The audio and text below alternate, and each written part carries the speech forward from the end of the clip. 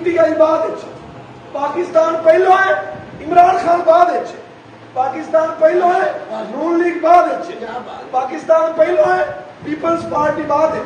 پاکستان پاکستان ہے تے اے سارے ادارے ساریاں پارٹیاں ہیں۔ خدا واسطے پاکستان دا بھلا کرو اور سارے جنے بھلا کرو، میری ادارے اگے بھی یہ استدا ہے، پاکستان دا بھلا کرو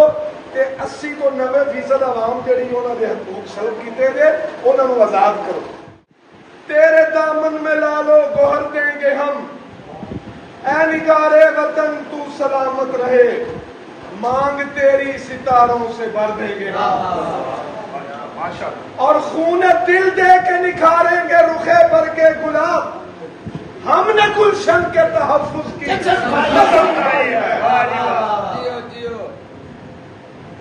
سارے بھراواں دا سب تو پہلے بہت شکریہ جڑے اج ٹائم کڈ کے 14 اگست کے دن پاکستان دی آزادی دے دن ایتھے تشریف لے کے آئے نے، خصوصاً بالخصوص ملک جمیل تاجدین صاحب کا میں شکر گزار ہاں، یہ ہمیشہ حوصلہ دیندے رہندے نے اور کہندے رہندے نے یار کدھر کوئی موقع ہوئے تے کوئی پروگرام بنایا کرو۔ چودھری فرق آباد صاحب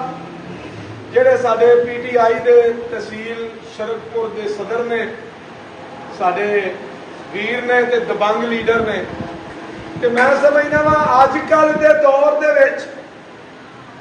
جیڑا بندہ اپنے منہ نال کہہ دیندا ہے کہ میں PTI دے نال کھلوتا ہاں، او تو وڈا مجاہد کوئی ہو ہی نہیں سکتا۔ اے گل دنیا جاندی ہے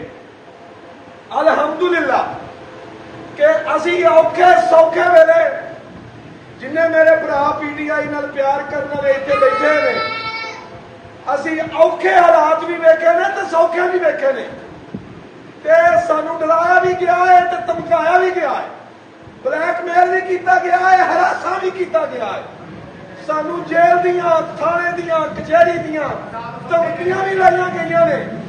لیکن اللہ دے فضل دے نال اسی ببانگے دور اس گل کا اعلان کرنے ہاں اور اظہار کرنے ہاں، اسی کل بھی عمران خان دے نال تھا، اسی اج بھی عمران خان دے نال، اسی اپنے آخری سال تک اے ساڈا اے ڈرنے والی گل کوئی نہیں، اے ساڈا جمہوری قانونی تے آئینی حق ہے، اسی پاکستانی کھلو سکتے تے اسی آخری سال تک عمران خان دے نال کھلوتے ہیں تے اج پاکستان دا جشن بھی ہے، اج جشن آزادی ہے تے نال ساڈا احتجاج بھی ہے کہ ساڈے لیڈر نو آزاد کرو، انہوں 3 سال ہو گئے نے، اور یہ گل بھی سارے جانتے ہیں کہ جدی دلیری نال، جدی بہادری دے نال، جدی حوصلہ مندی دے نال، جدے صبر دے نال جیل عمران خان نے کٹی ہے، اج تک پاکستان کبھی کسی نے ایڈی حوصلہ مندی کے نال جیل لے کے تنہائی 8 مہینے تے عمران خان دے بھی آفرین ہے